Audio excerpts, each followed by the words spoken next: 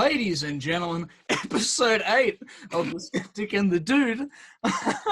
We're trying out virtual backgrounds today, aren't we, Joel? Yeah, that was a good little bit. That was good. Oh, man. Yeah, we were doing virtual backgrounds. Yeah, that was going to be a good bit, but I couldn't keep a straight face. I think it was still a good bit. I know, did it look all right on your end of it coming down? Yeah, it did. It did. Sweet. Hang on one second, I'll bring it back. I was just trying to keep a straight face as you're doing it, and it's just...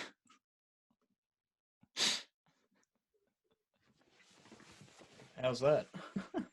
Oh, funky, man. Looks very realistic. Yeah, get it out. It's still kind of picking up in the mirror. Hey? The green screen is still kind of picking up in the mirror a little bit. Oh, not anymore, but it was. It was funny. Oh, man. How you doing? Yeah, pretty good. How about you, mate? Yeah, not bad. How was your Easter? Yeah, pretty good. Chockies, mate. Had some chocolate.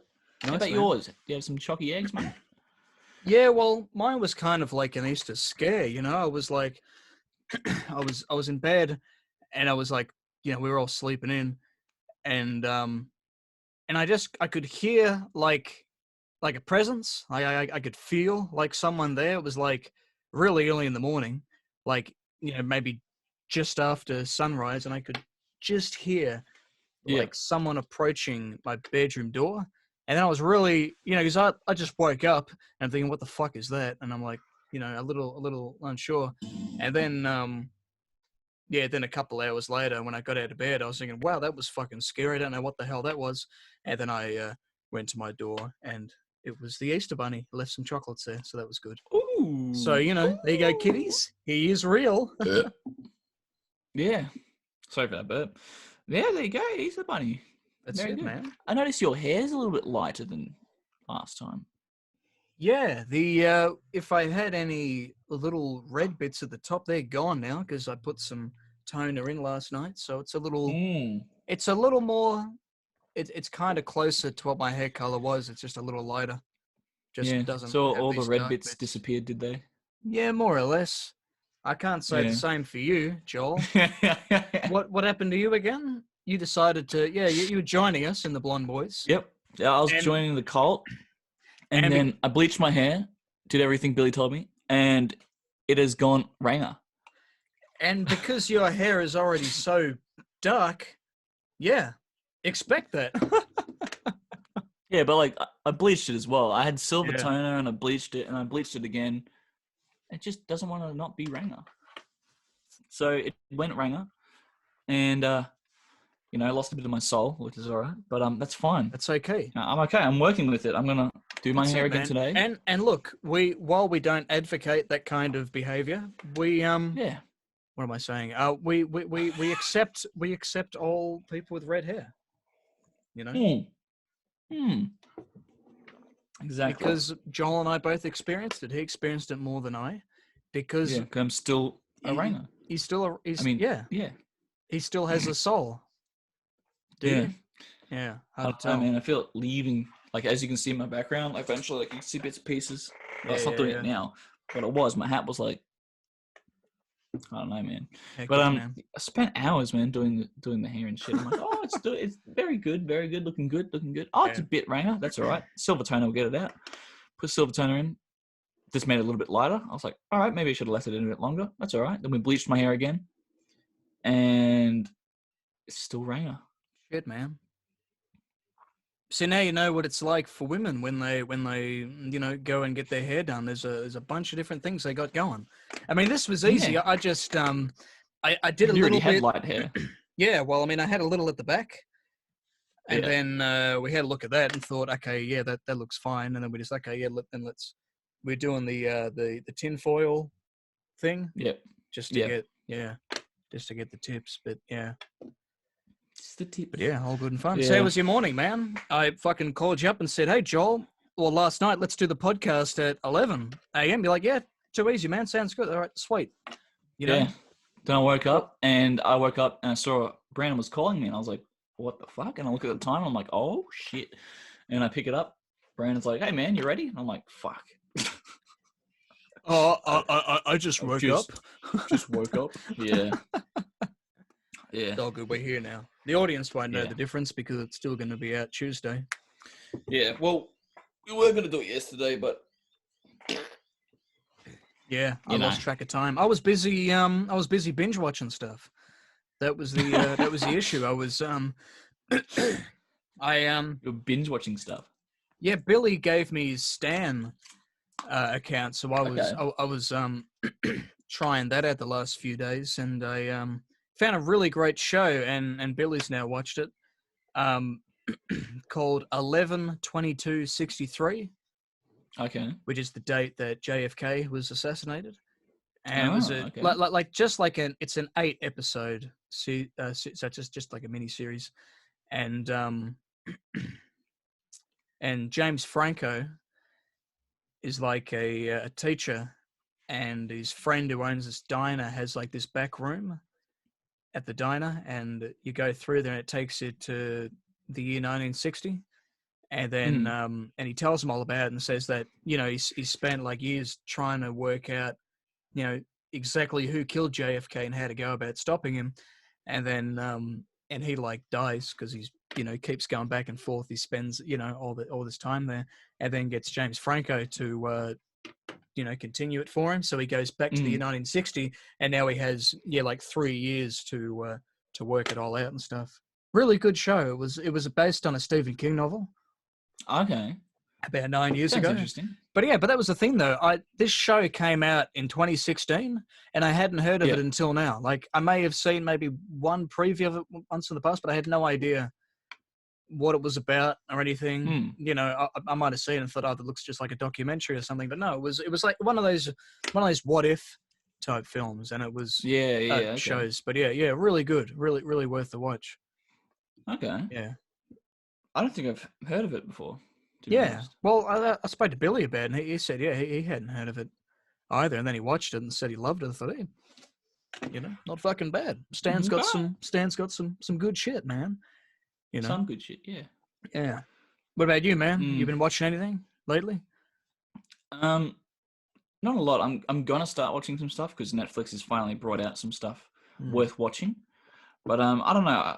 I watched Uncut Gems after, you know, hours and hours of nagging from Billy and Brandon, just telling me to watch Uncut Gems, and then Good Times. Then the last and Good Times, which I haven't watched yet. But and even the last podcast they're just talking about Uncut Gems, and I'm just sitting there. It's right. Doing nothing. Yeah, I don't know anything that's going on. And we filmed that episode with Billy a week ago, so you know this is like a week later, and Oh, and what'd you think of it, man? I thought it was pretty good. I thought it was I don't know, it was a good film to tell you why you shouldn't get caught up in that kind of shit.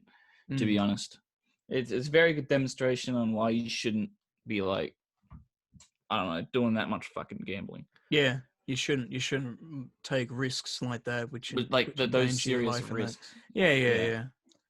And like the problem is, I don't know if people who are listening to this have seen it or not. So spoiler alert. Oh, kind of a spoiler, but yeah, it's a spoiler. But when he got that opportunity to do something, you know, to do that last thing, he had an opportunity to get out of it clean, and he could have just, you know, taken it and he would have been fine. But as soon as he did the other thing, I knew that he was going to be fucked. Like, I knew it wasn't going to end well for him. Just at that moment, because he had the opportunity to do it, but then he decided, fuck this, I'm gonna do the thing that got me into shit again to try and get a better outcome. Yeah. And then, but see, because I feel like in the end he did win. You know, it was a thing of like constantly risking things, and then getting fucked over, and then just having a horrible few days, you know, and then finally getting somewhere, and then going out with a bang. But then he fucked it. Then he fucked it by making all the bad decisions possible. Yeah. Like, you know, I don't know what I can say without spoiling making bad decisions. Yeah, exactly. But yeah, he fucked it basically. When I saw him do that, I'm like, yeah, look, it's not gonna end well. Yeah. You know? it wasn't the smart thing in the ball game for someone who, I don't know, seems to know what he's doing with gambling. He made a fucking dumb choice. So, yeah, but anyway, like, you know, Adam Sandler did a pretty good job in that film. I was expecting him to be, you know, Adam Sandler, which he kind of was, but he fits the role. It was refreshing. Yeah. It was like a different side of Sandler. Yeah. Yeah, it wasn't like the same kind of thing he does normally. He puts on the voice, and then everyone goes, "Ha, buddy," and then, you know, that's it. In this one, he's kind of got a bit more, you know, acting to do and stuff, which I appreciate. Also, that what's his name? I can't remember the dude's name. He's from Get Out. His friend with the dreadlocks. Yeah. The black guy. He's he's a good actor. He's a really good actor. Yeah. Like I saw him, I was like, yes, this guy's in the film. I love it. Yeah, he's also from another film. Yeah, because I saw him in that, and I was thinking, where do I recognize this guy from? And I was thinking, I recognize him, but I don't recognize him like that. Like with the dreads. You know, yeah. And then I thought, oh, that's right. He was the white black dude from Get Out. Yeah. He was also from another film. Hang on, I'll search it up. He's also from another film that I saw that I was like, hang on a second. Yeah. Yeah. No, he was really good. Yeah. Yeah, and he was a good Knives Out. That's right. Knives Out. Yeah, have you seen that? No, I didn't like the look of it. That's a good film. Is it good? Oh, it was pretty good. It was pretty good. It was a murder mystery kind of thing. It was pretty good, but he's in that film as well. That's where I know him from as well. Okay, yeah, because he was like, in Uncut Gems. You saw right from the start. You're thinking like, like this is a kind of guy who, he's very suspicious of everything. Like you just kind of have that look, like, like, do we trust really him? Confused at the start of that film, by the way. I was like, what the fuck is going on? And then finally I could catch up, but it made sense. Yeah, it was a very messy film. But I feel like, that like I said with Billy, like that was, I think, what kind of made it interesting, because it was different. It was like, you kind of, you're kind of just following this guy around for the, for the first half an hour, and you're trying to work it all out, and then it makes sense. Going, okay, this is where it's going, Yeah, I was confused of how many people he knew, because I was like, I don't know what to feel, because I didn't know what person he knew, and then he knew someone to help him get some shit, and then he does some shit. I was like, what the fuck is going on? And then he just kept pulling out more stuff, and then The Weeknd popped up, and I was like, what the fuck? Yeah, that's right. Okay. And The Weeknd's just starring in it. I'm like, all right, sure. And then he knows someone that gets him into the club. I don't know. It was tripping me out, and then finally I started understanding what was happening. Yeah. And I was like, all right. But it was mind fucking me the whole time. I was like, what? Well, good time is a lot easier to grasp. Let's just say that. I heard he did a reference to that in Uncut Gems. I think he did. Yeah. I don't know. I haven't seen Good Times, but he said something like, he went to one of his neighbors and he's like, "Oh, you're gonna love this guy. He was like the father from Good Times." And I was like, "Oh, is that a Good Times reference?" Because I haven't seen it. But he said something like that. Like the father from Good Times. Good Times.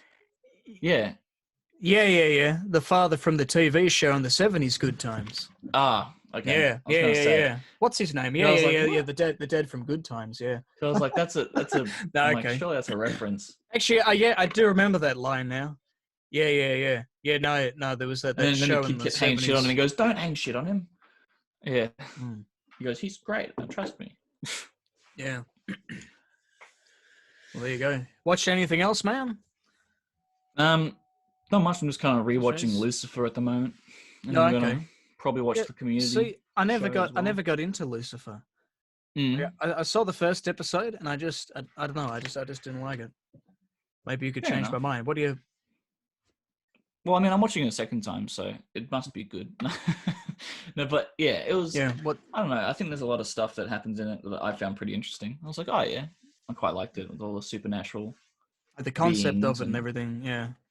Yeah, I thought it was pretty cool. And I like the acting in it. I thought it was fantastic. So. What else has that actor been in? The one who plays the devil? Is his name Tom Ellis? He looks like Jimmy Carr, like so much. Like he looks like a more attractive version of Jimmy Carr. Hang on. I hope Jimmy Carr's hearing this. Yeah. Okay. But Yeah, no, he'd I probably agree saw. with me though. You got me Merlin? there. Merlin. Was he in Merlin? Yeah. He didn't play Merlin with the fucking ears. No. A movie called Rush. Oh, okay. Yep. The Passion. The Passion of the Isn't it Christ. romantic? Yeah, I think so. That's what it is. Yeah. Okay. Hey, I'll tell you a funny story about that.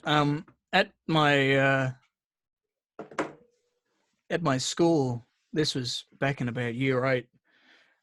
We had this teacher, and he in RE, and he one day decided to just show us the Passion of the Christ.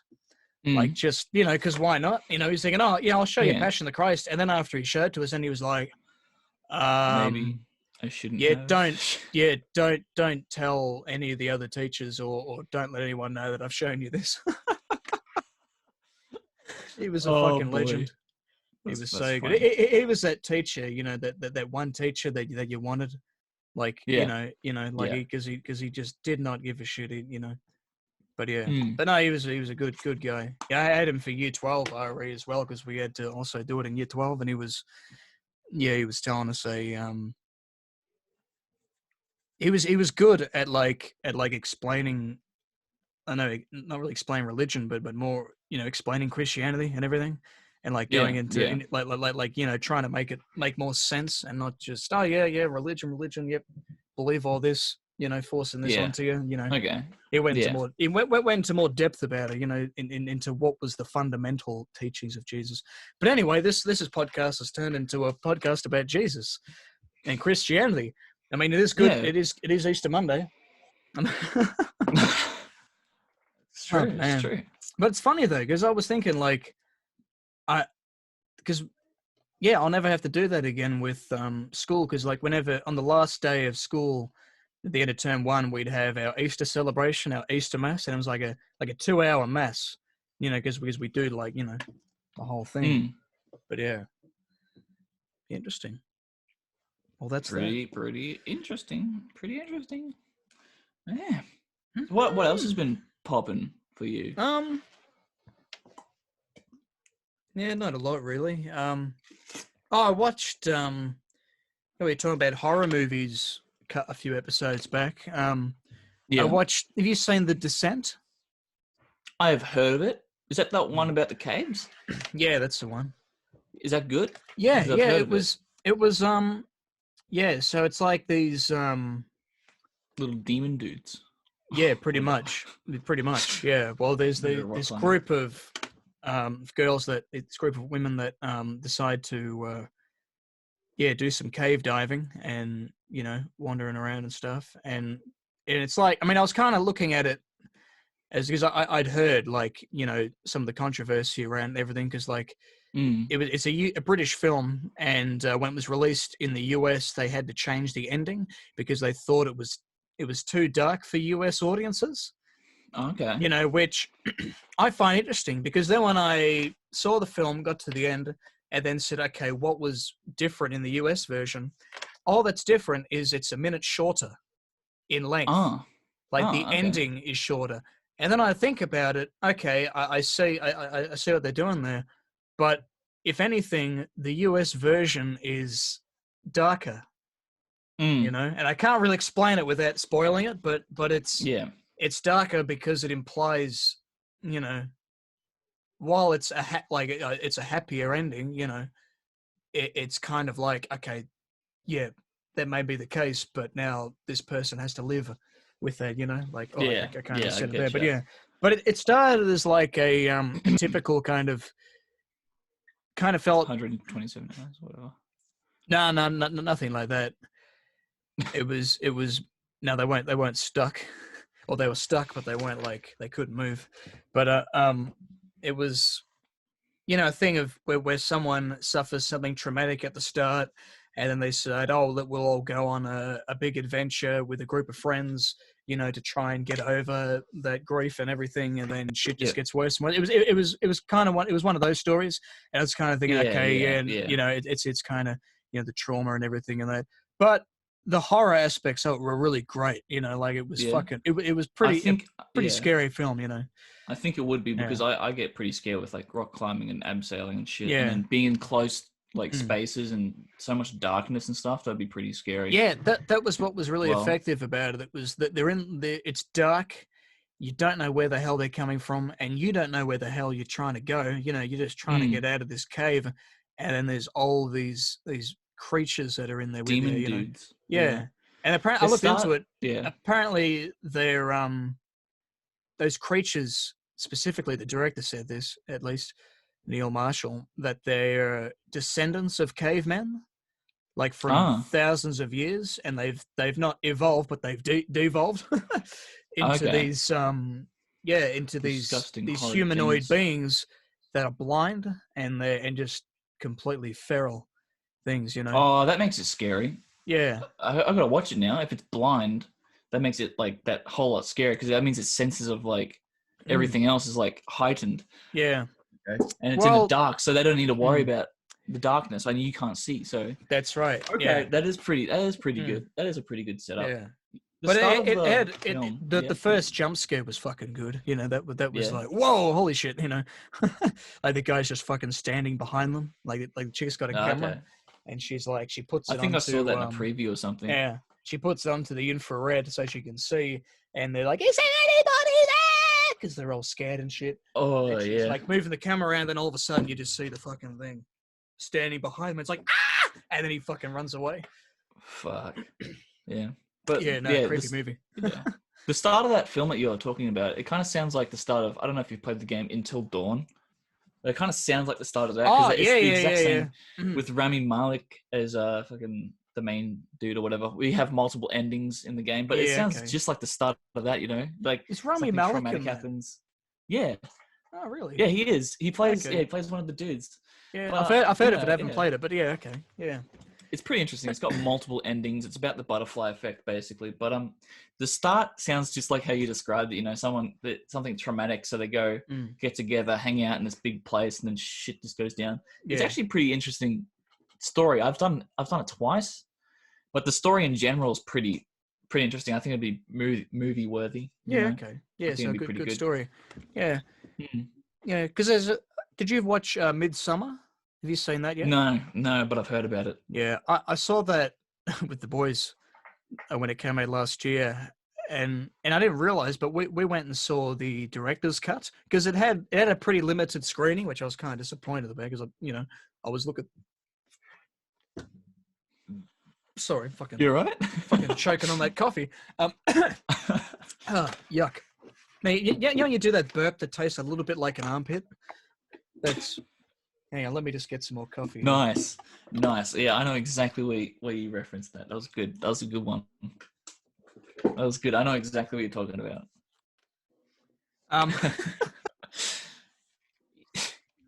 KFC, fucking yeah. So anyway, what the fuck was I saying? That burp that tastes a bit like an armpit? No. No, before the Chopper Read segment. Uh-oh. What was I saying? Oh, no. Hey, we were talking about horror movies, yeah? And The Descent. Yeah. Until Dawn, Rami Malek. Yep. How that's movie worthy. Yep. And then what? And then you started talking about... Fuck. No, not that. Was I talking about another movie? Midsummer. Midsummer, yeah, that's right, yeah. Fuck, man. so yeah. Sorry, everyone listening. You're probably thinking, Midsummer, you fucking idiot. You dickhead. Well, they forgot with us as well. Maybe. Bless the people who forgot with us. So yeah, we went and saw that and didn't realize it was the director's cut until like after the movie, because I thought, fuck, this is a long movie. You know, it was like 3.5 hours long. You know, because then it finally came out, and it was a disturbing film, and I think because for me, I found that it was like the last hour was what fucked me up, because it just kept dragging on and on because it was this extended edition. So I think it was a lot of it was just extended scenes, you know. So I just couldn't escape it, you know. And I get that was kind of like the feeling that, you know, Ari Aster directed Hereditary. What that feeling he was going for, this entrapment. But then I just found it just kind of grew, I just kind of got pissed off of it in the end. I was like, can this just fucking end? Because then I walked out and I was like, yeah, I don't think I'm ever going to be able to watch that film again. Like just, because it was effective for a horror film set in the daytime. It was just, it's all about paganism and that, and but like a really evil kind of aspect of it, and it just, but yeah. So you saw Hereditary? No. Oh, you haven't seen that? Okay. I was going to watch it, but I heard bad things about it, so I didn't end up watching it. Because I'm very picky with horror films. Bad things because it's scary, or just because it's bad? Bad things as in it's bad. Oh, okay. As in, like, the story's bad or whatever, and it's shit. And I was like, oh, because at the time when I was, I was going through horror movies, and they're just all being shit at the moment. So I was like, I don't want to waste my time on something that's probably going to be shit or it's going to be good. You know what I mean? So I wasn't sure. No, you should watch it. It was. I liked it. It was. It's sick, and it's okay. Well, it's a little bit sick, but it's also, and I mean, it's kind of ambiguous and a little bit weird. But no, it was probably the best horror film that came out of 2018. Well, okay. Sorry, let me rephrase it. The only good horror film that came out of 2018. You saw fucking Halloween? Oh, I wanted to fucking kill myself in that theater. Yeah. That was so disappointing, man. Yeah. It was all right. It wasn't fantastic. I thought they did all right with like some chilling aspects of it, but at the same time, it's just a remaster of Halloween. And it was just really cheap. That shit gets boring. I just hated how it was like nothing happened in that film that we hadn't seen before. Because they were like, okay, look, we're going to make a new Halloween film. But forget all the sequels. This occurs, 40 years after the first one. And so, okay, but everything that happened in that movie is just what happened in all the other ones. Okay, it's great to see Jamie Lee Curtis again, but I don't know, like, is it?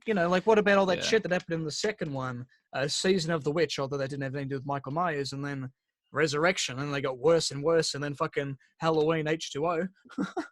Yeah. Did you ever see H2O? They need to stop remastering. No. No, they need to start remastering fucking these films. Remaking them, because I don't know, they have a place, but no one wants to see it. You're gonna make another fucking Friday the 13th.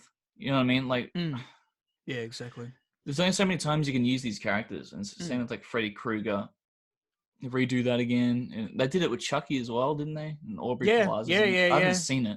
Yeah, I saw that while I was on school. Was it good? Yeah, it was pretty bad. Yeah, okay. But it was different. Yeah. But well, see, that was the thing. It was they tried a different kind of formula with it. It was this time Chucky he doesn't run around like he does in the old ones, he's kind of more like Annabelle, I guess. He's he does things more subtly, and he just talks in that robotic voice the whole time. He never changes it up, And so Mark Hamill did the voice. The running. Oh, okay. No, but yeah, the scary part is like the doll comes to life, not the whole Annabelle thing. Because it was he did because it was like some guy who lost his job, and so he just put all of the. It was pretty much. Yeah. There was nothing supernatural about it. He just made the toy. Yeah, like Small Soldiers. That fucking movie. Yeah. He pretty much just did that. He just made everything about it evil. Just gave it these, just processed. Gave it an evil switch. Yeah, pretty much. It wasn't like there was a thug who did some voodoo shit and ended up in the doll like it was originally. Yeah. But yeah. I also think that they've just done these movies to death. Like, they already did those movies to death in the bloody 80s, 90s, whatever. Because they already made so many. They already profited too much of it. Now they're doing it again, and then that's just. It doesn't get any better because you've already done all the sequels and you've already done everything. Yeah. You don't need to continue. Because see, that's the way I feel about with the James Bond films. They have been shit for the last 30 years. I swear to fucking God, man. Like they were playing. Skyfall was alright, but I didn't see. I just don't like Daniel Craig as. Fair enough. And I just don't like James Bond anymore. You won't like Knives Out then. He's I don't. No. I just didn't like him as James Bond. I just didn't. I mean, because they were playing all of the James Bond films over the last few weeks, and my dad's been watching them, and they, after Sean Connery and a few others like Roger Moore and then they were just shit. They were just terrible, and like you think, when are they just going to stop with these fucking adaptation movies? I mean, like, Yeah, I get you. They are dragging it. It's like Star Wars. They're just pushing. I mean, they make money. They make money, but it's cheap. It's just an easy. It's an easy way out. It's just what John Wick, I think, is going to happen to John Wick. They're just going to keep the way that's kind of going. Yeah. Yeah, it's going to keep going. But I don't know. Skyfall was okay, but what about Spectre? Did you see Spectre? Yeah, I saw that. I didn't really like that one too much. I'm pretty sure I got motion sick at the very start because they had some sort of helicopter scene where I was just flinging around. I actually got really sick watching it. So which could have like ruined the rest of my movie experience for watching Spectre. But what's the new one? No Time to Die Now? Yeah. No time. Yeah. No Time to Die. They don't need to. Yeah. I think that's like the one film of the year that's like, because of this whole coronavirus, that's the one film that they're still going to show at the cinemas in November, I think is their plan, because the majority of films that have been made, they've just been making deals with Netflix to have their films out now. Or at the moment, some films you can get for $25, stream them, or you can wait a couple of weeks and they'll be available to stream on Netflix and all that kind of stuff.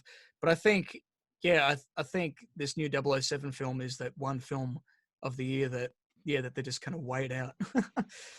Yeah. I don't know if I'll go watch it or not, to be honest.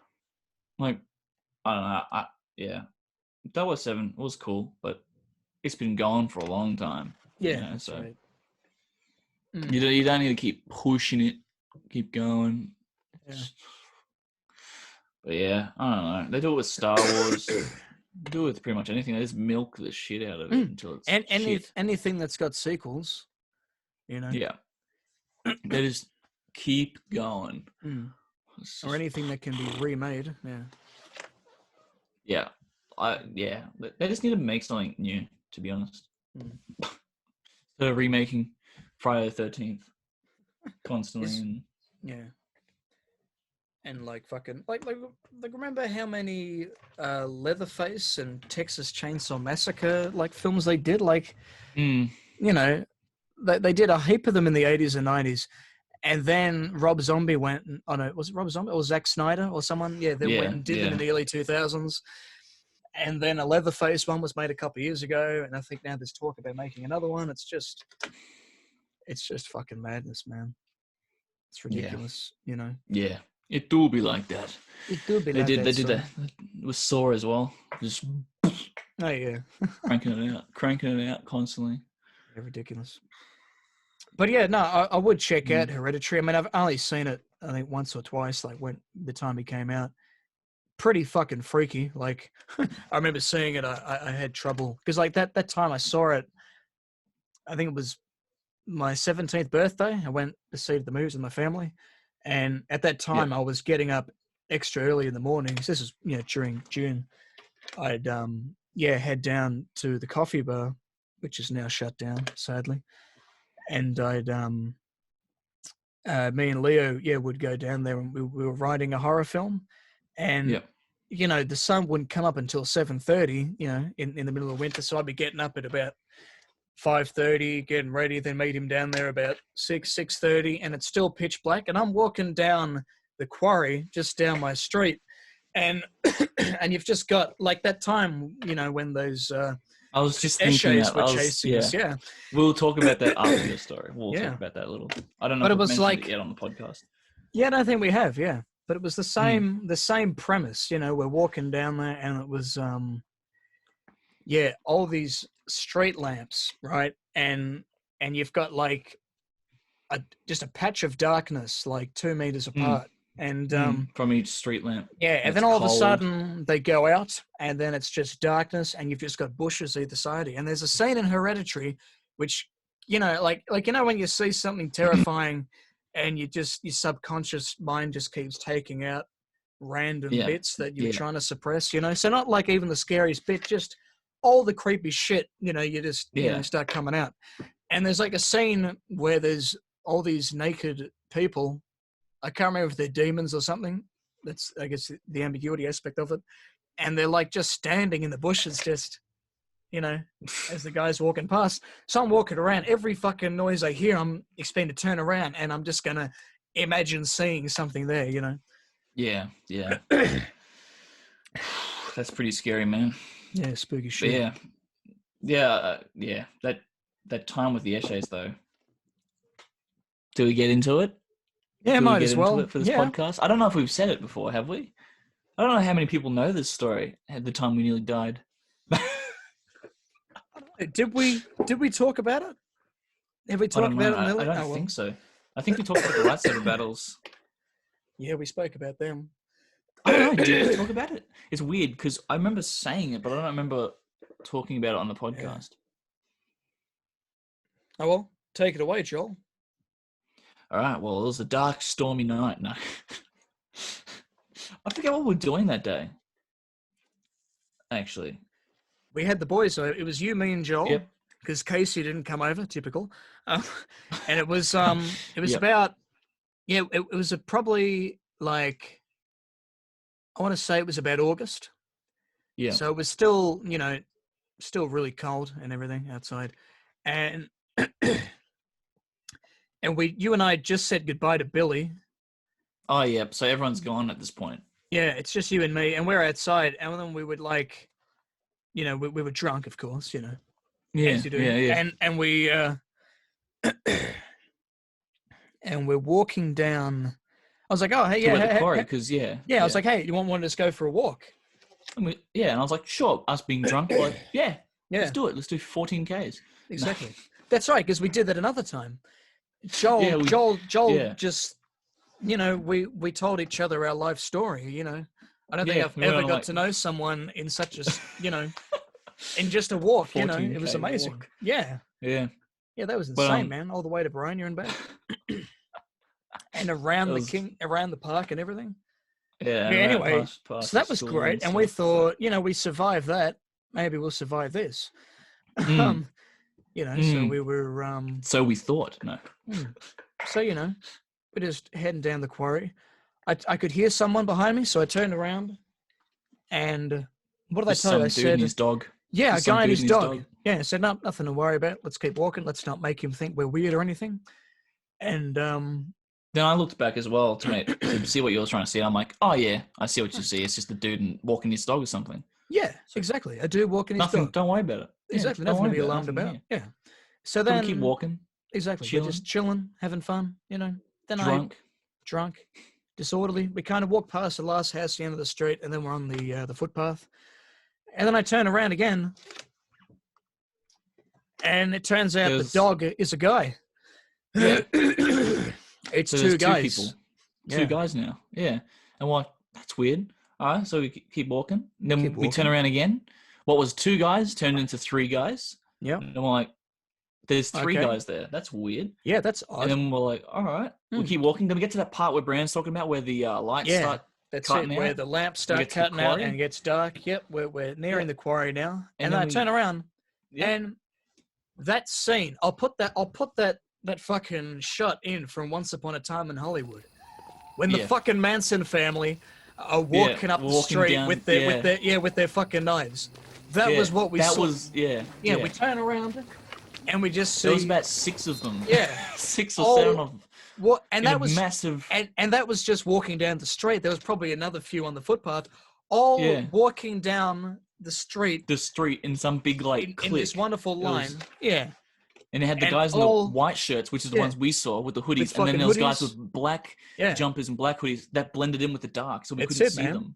So the 2 guys we originally saw had like white hoodies, and then the rest of them all had these black hoodies all blending in, and they were fully hooded, and they're all walking and starting to pick up the pace because they've seen us. That's it. And then we're we're in this drunken paranoid stage, and then we just keep walking. We didn't look back again because we were just stunned. We were in that fucking, that fight, flight, or freeze, fight or flight mode, and we're walking, and then I was like, all right, Joel, because thankfully we were a little, we were a little further up ahead of them, and it was we were just before the lamps like, cut out. I was just thinking, like, we're literally 200 meters from my house, this is the situation we got ourselves in just by walking down just walking down the footpath, Yeah. I mean, it was probably 3 a.m. or something, but anyway, then we yeah, so then I said to Joel, yeah, because the lamps were cutting out and it's just pitch black. I'm like, all right, as soon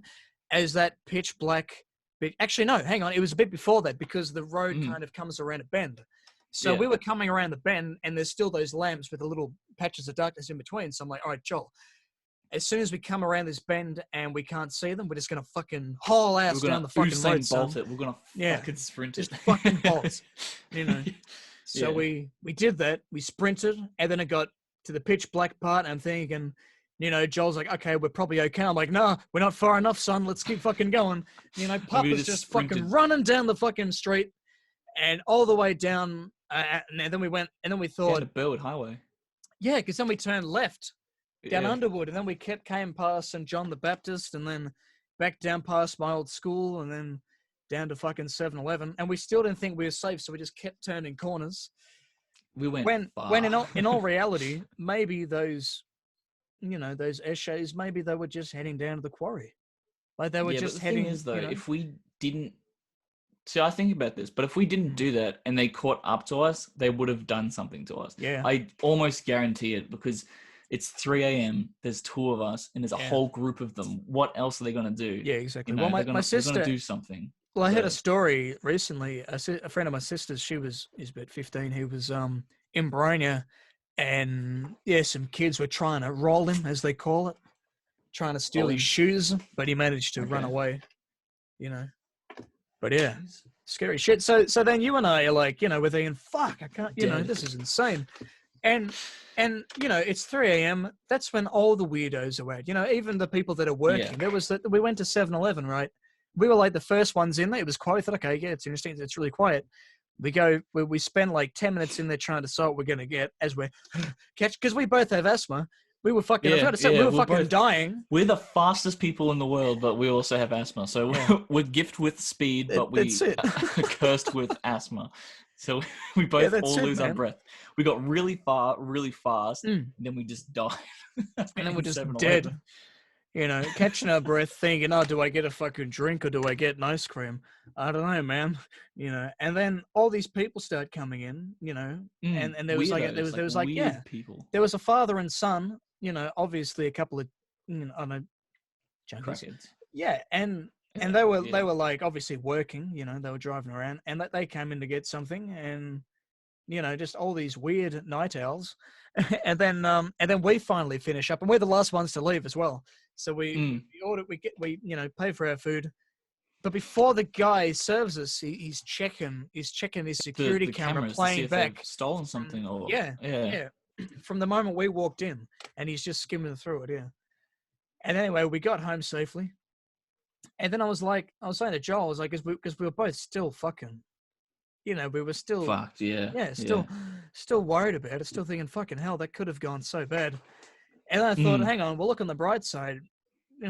This is this makes a good story, And then because then I showed you because I remember seeing that in an interview where he, in Hollywood in the early 90s, it was either before or just after he did Reservoir Dogs, and he was at a bus stop near the Sunset Strip, and he was there with a transvestite.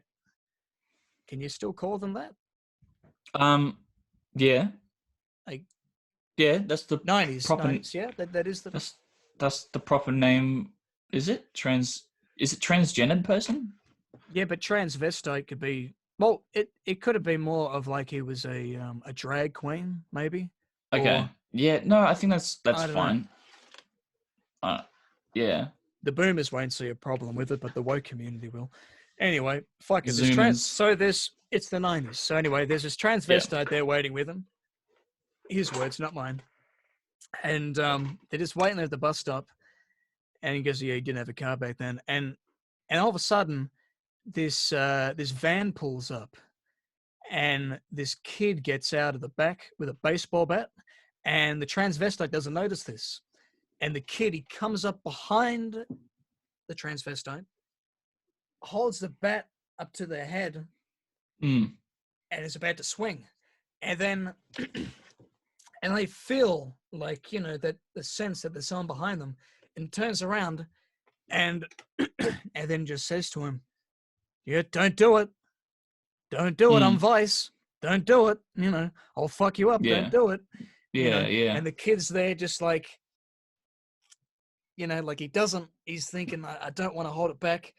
And then I think he kind of swung it a little bit, but then didn't. And then just as you're thinking, okay, what's going to happen next? 6 fucking guys get out of the van, all with guns, I think, or something. Yeah, they all, because at that time, they were warning people that there's people on the streets doing shit like this. It was one of those things that have been in the media a lot. So then Quentin, and he just bolts off, him and this transvestite. They're just running, and she's a little bit behind him, but everywhere, every corner he turns, she turns.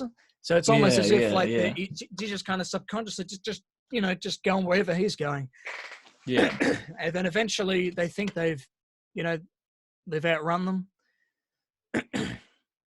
And then they both just casually walk back to the bus stop like nothing happened. And they don't acknowledge it. They don't acknowledge each other. They don't say anything to each other. They just go back to the bus stop and just wait for their bus. Jeez, man. Oh, crazy. Damn, man. Yeah. I might make myself some more tea, man. Yeah. We'll just take a quick break. All right. Fuck. And we're back. It's a very hot cup of tea. We're going to try something interesting today. Our dear friend Brad suggested an interesting segment, looking at obscure articles on Wikipedia. Now, that would take quite a while to find some obscure ones. So once we get Brad properly on the podcast, that can be a segment that Brad does on his own. He can, bring us obscure wikis. But we thought today we'd just go onto Wikipedia and click the random article button and see. Yeah. Let's just see what we find. So I'll share my screen. And we're going to be sharing our screen so you can see what happens as well. Yeah. Ooh, hello. This is bad country. It's bad country. Okay, so this is what we got here. Can't stop here. All right, let's give it a try. This is Wacky Wiki. Wacky Wiki. Right. Peter Muldoon was born in Columbia, California to Irish immigrants. He was a Roman Catholic bishop in the United States of America. Okay, cool. All right. He was appointed Bishop of Monterey, Los Angeles in 1917, but that appointment did not take effect. Okay. Do you want to just click it again? Yeah. Oh. Clorinda, Jerusalem Delivered. Clorinda is a fictional character appearing in Torquato Tasso's poem Jerusalem Delivered, first published in 1581. She is a warrior woman of the Saracen army? Army? Okay, interesting. That must be a painting of her being killed. Oh no, she rescues Olindo and Sophronia. Very nice. Very nice. I hope this. We'll do one more. What do you reckon? One more? No, I'll click it a few times till we find something interesting. I don't want this segment to bomb completely.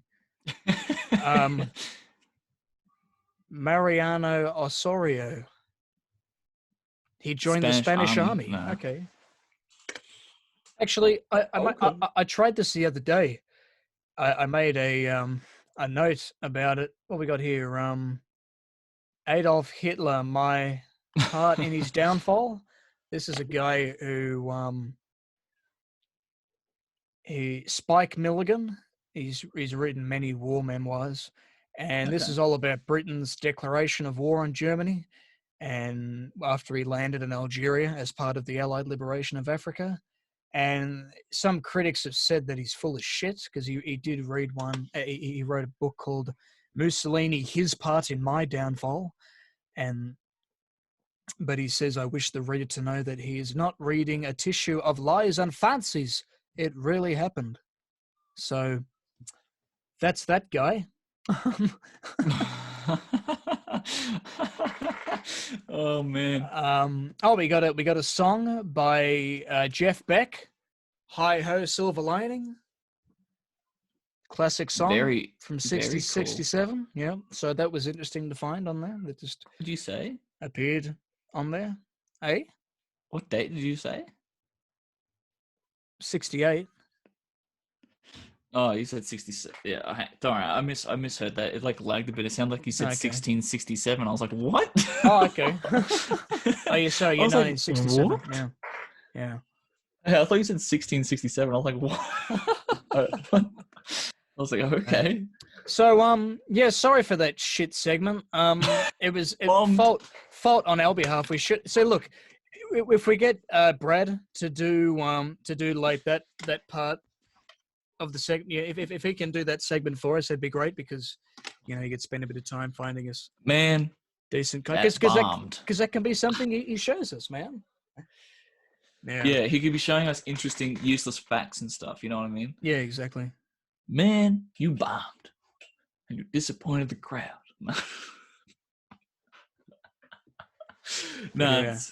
Yeah. We'll get Brad to find us some interesting stuff, so Wikipedia doesn't just give us shit. Yeah, exactly. Oh yeah, that's another thing I found. I discovered in the last week. The term Karen, when you call someone a Karen for Karen type behavior. Karen, I used it last episode. Yeah, last episode, Joel and I said this. It doesn't count. Shut the fuck up, Karen. Yeah. Sit back down, Karen. Just chill out. Fuck, man.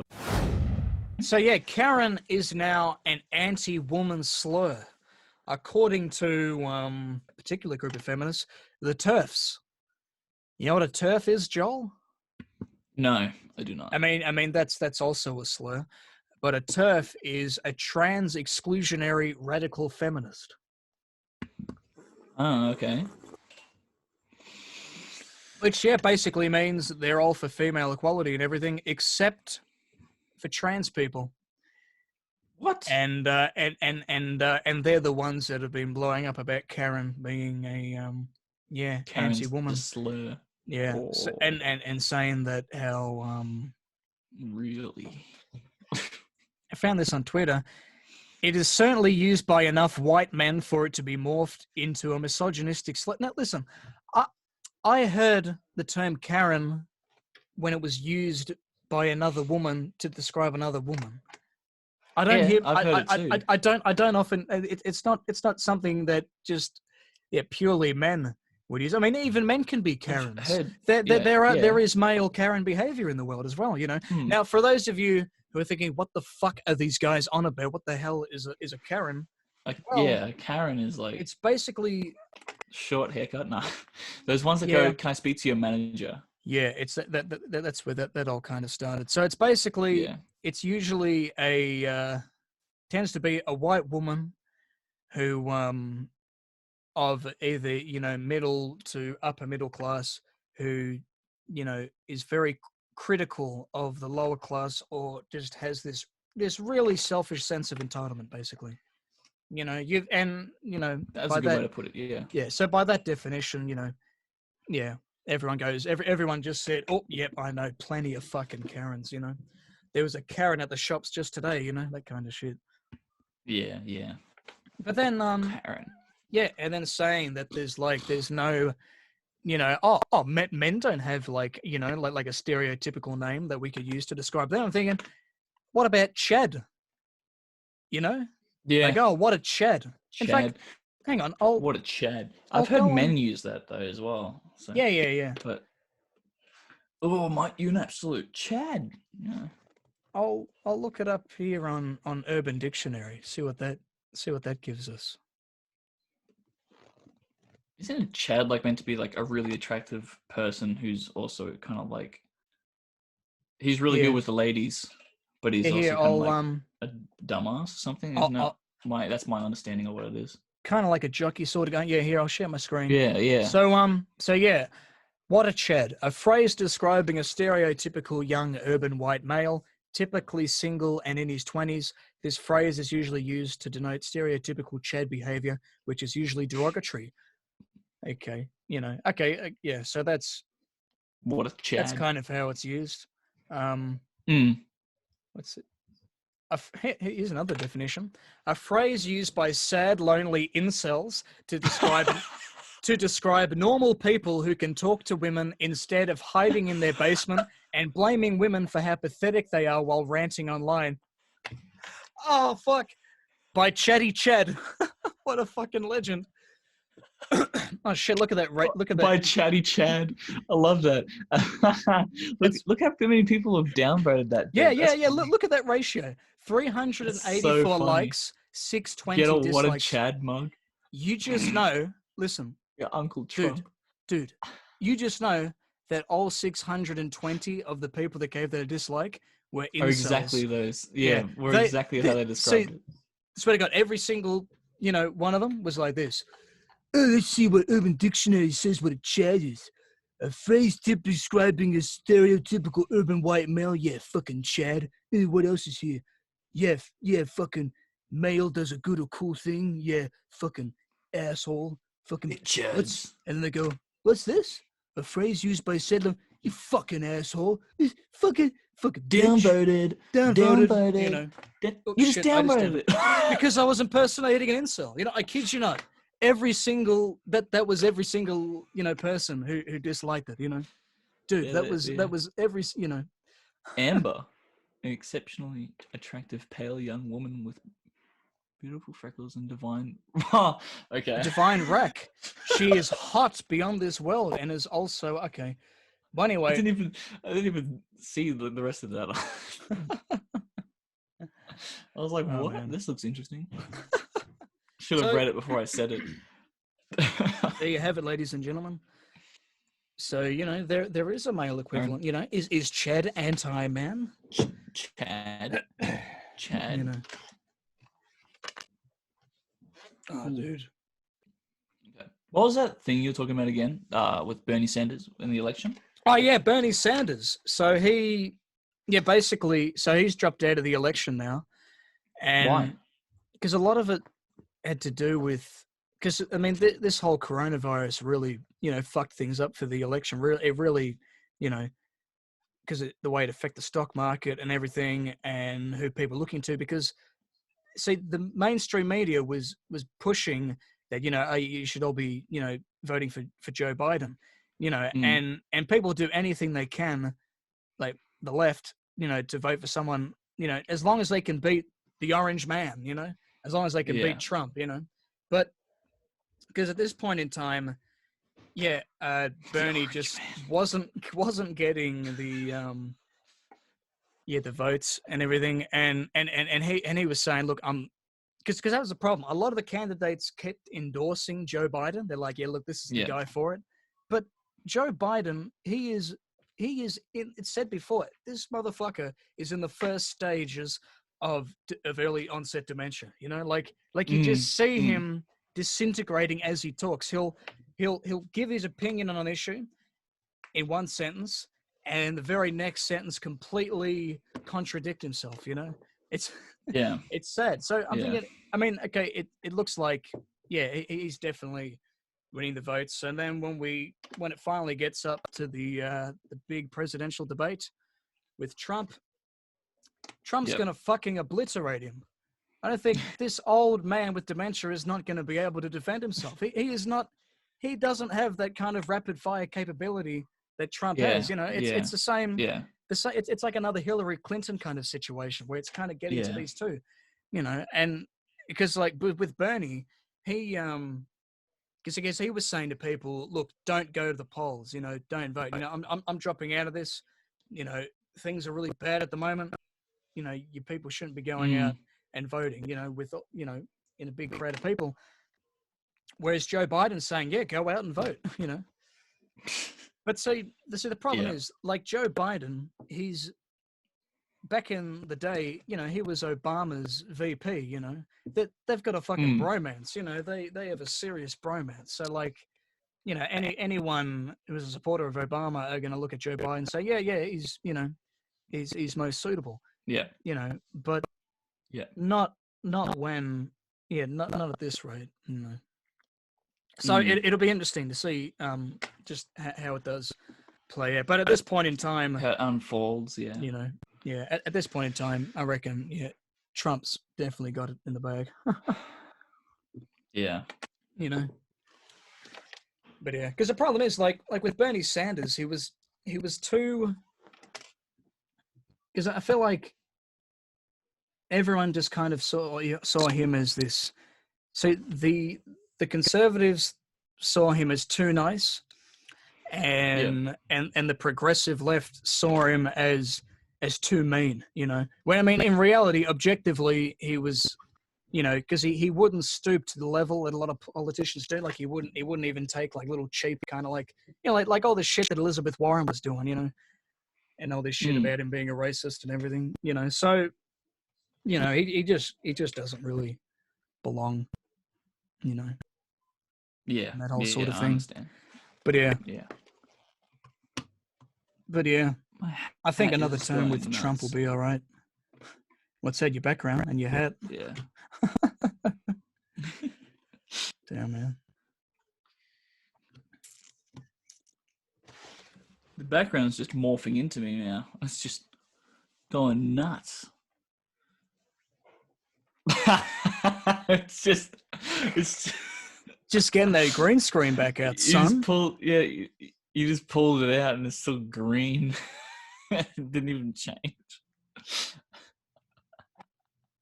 Oh boy. Oh, there we go. Oh, my body's gone. It's the invisibility cloak. Ladies and gentlemen, if you're watching, I've got a green screen wrapped around me. Now disappeared. He has. So how long do you reckon we've been going for? No clue. No clue, mate. No fucking idea, man. Yeah, we should probably think about wrapping it up soon. Yeah. I don't know, anything else to share? Oh, that's a sexy picture. Yeah. I'll keep this one in the background. Anything else? I haven't really got much else to share. This is me at my peak, mate. Nice, man. Yeah. Looking good. Now looking look at me. Fresh. Fucking ranger. Yeah, what the fuck happened, man? I don't know, man. Oh, dust. Ooh. Actually doesn't look too red in that light when you move down like that. It doesn't. No, see, look on camera. It looks. I don't know. For some reason, this laptop it looks more blondie kind of, but on my phone, oh yeah, you can kind of see it. On my phone, it looks more ranger, and in person, it looks more ranger. Oh, that's Christopher Lloyd in One Flew Over the Cuckoo's Nest. Classic. Sexy.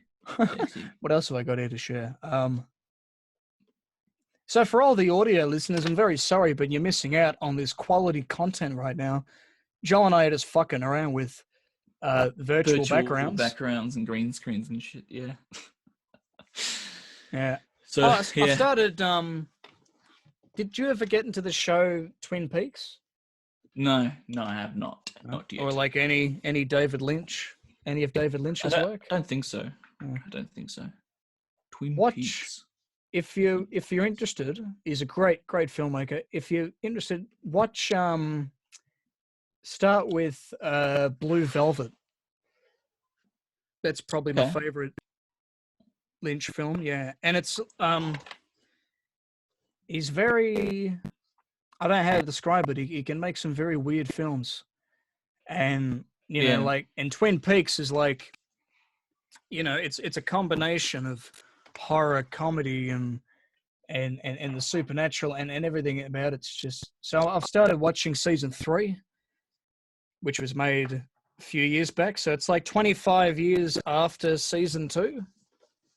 And it's so weird because like I watched season 1 and 2 sometime last year, and now coming back to it, all the characters are they're all 25 years old, or the ones that are still alive, super weird. But anyway, for audio video viewers, here's Agent Cooper giving the thumbs up. Damn. A bunch of times. Damn, you should totally check out the YouTube video to see this. Oh my god. They're all giving you the thumbs up.